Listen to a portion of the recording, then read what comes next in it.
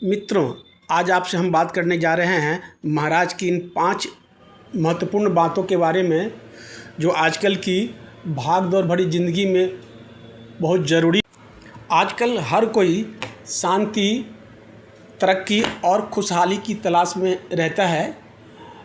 तो ऐसे में वृंदावन के प्रसिद्ध महाराज जी की बातों को, जो अपने प्रवचन के जरिए लाखों लोगों को सही रास्ता दिखा रहे हैं, तो महाराज जी का मानना है कि हमारा पूरा दिन कैसा बीतेगा यह इस बात पर निर्भर करता है कि हमारे दिन की शुरुआत कैसे होती है।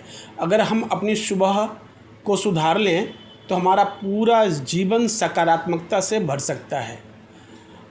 आइए जानते हैं महाराज के अनुसार सुबह की उन 5 आदतों के बारे में जिन्हें अपनाकर आप अपने जीवन में बड़ा बदलाव ला सकते हैं। पहला, ब्रह्म मुहूर्त में जागना। महाराज जी सबसे ज़्यादा जोर इस बात पर देते हैं कि व्यक्ति को सूर्योदय से पहले यानी ब्रह्म मुहूर्त जो होता है सुबह 4 से 5 बजे के बीच में होता है, बिस्तर छोड़ देना चाहिए। इस समय प्रकृति में एक खास सकारात्मक ऊर्जा होती है, पॉजिटिविटी। महाराज जी कहते हैं कि जो लोग देर तक सोते हैं उनका झुकाव आलस्य और निगेटिविटी यानी नकारात्मकता की तरफ बढ़ने लगता है। सुबह जल्दी उठने से न सिर्फ आपके स्वास्थ्य को फ़ायदा होता है बल्कि आपको अपने दिन भर के कामों के लिए अतिरिक्त समय भी मिल जाता है, जो कि आपको दिन भर में समय मिलने के कारण एक रिलैक्सेशन का फीलिंग देता है। दूसरी बात है, जागते ही भगवान का नाम लेना। जैसे ही आपकी आंखें खुलें, सबसे पहले अपने दोनों हाथों की हथेलियों को देखकर भगवान का स्मरण करें। महाराज जी के अनुसार सुबह का पहला विचार बहुत मायने रखता है ज़िंदगी में। बिस्तर पर बैठे बैठे ही कम से कम 2 से 5 मिनट अपने इष्ट देव यानी राधा कृष्ण, शिव, राम या जिन्हें भी आप अपना मानते हैं के नाम का जप करें। जब दिन की शुरुआत भगवान के नाम से होती है ना, तो मन में पवित्रता आती है और पूरे दिन मन शांत रहता है। तो दोस्तों, अब महाराज की तीसरी बात है, माता पिता और बड़ों को प्रणाम करना। महाराज जी कहते हैं कि आज की पीढ़ी में बड़ों का सम्मान करने की आदत कम होती जा रही है, जो कि पतन का कारण है। सुबह उठकर अपने माता पिता और घर के बड़े बुजुर्गों के चरण स्पर्श करनी चाहिए। बड़ों के आशीर्वाद में वो ताकत होती है जो आपके जीवन के बड़े बड़े संकट को टाल सकती है। बात सही है मित्रों। अगर आपके बुजुर्ग आपको रोज़ आशीर्वाद देते हैं तो आपको एक अलग ही फीलिंग आता है और आपके अंदर एक सुख, चैन और शांति का एक अंदर वातावरण क्रिएट होता है और आपके भीतर का अहंकार जो है ना, प्रणाम करते रहने से ख़त्म होता है और यही परंपरा आपको बाहर भी आपके शरीर में दिखता है। तो दोस्तों, महाराज जी की अब चौथी बात है, अपने जीभ पर काबू रखें और मौन का भी अभ्यास करें।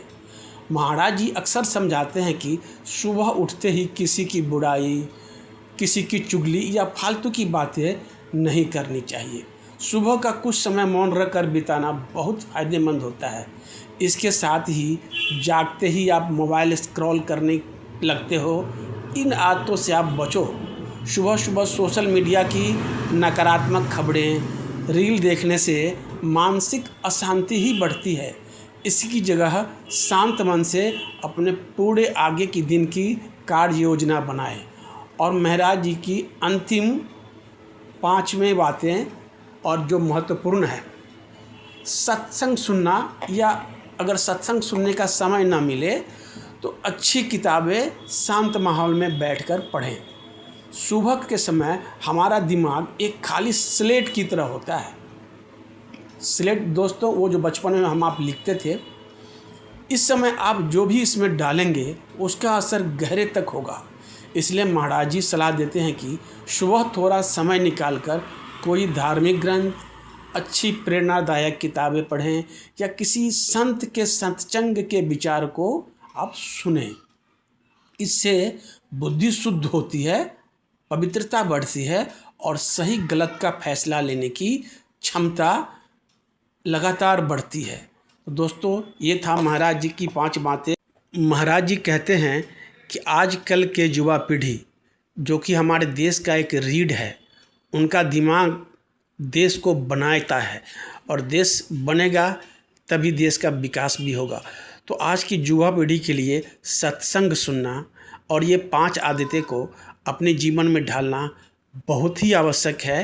सोशल मीडिया पे आप ज़रूरी के लिए ही जाएं, उसका एक अलग से समय फिक्स कर लें कि हमको इतना ही देर रहना है, नहीं तो आप जितना उस पे जाएंगे आपके बच्चे भी देखा देखी करेंगे। दोस्तों, तो महाराज जी की इन 5 आदतों को सब लोग अपने ज़िंदगी में उतार कर हम लोग अपने जीवन को सफल और शांत और तरक्की के रास्ते पे आराम से ले जा सकते हैं। तो अगर दोस्तों आज के लिए इतना ही, फिर अगले चैनल में अगले टॉपिक पे मिलते हैं। और तब तक के लिए अगर आपको अच्छा लगा हो तो चैनल को सब्सक्राइब करने ताकि जुड़े रहें। और लास्ट में बोलते हैं राधे राधे जी, राधे। मित्रों, यह महाराज जी के विचारों से प्रेरित व्याख्या हैं, न कि उनका आधिकारिक प्रवचन। राधे राधे जी, राधे राधे।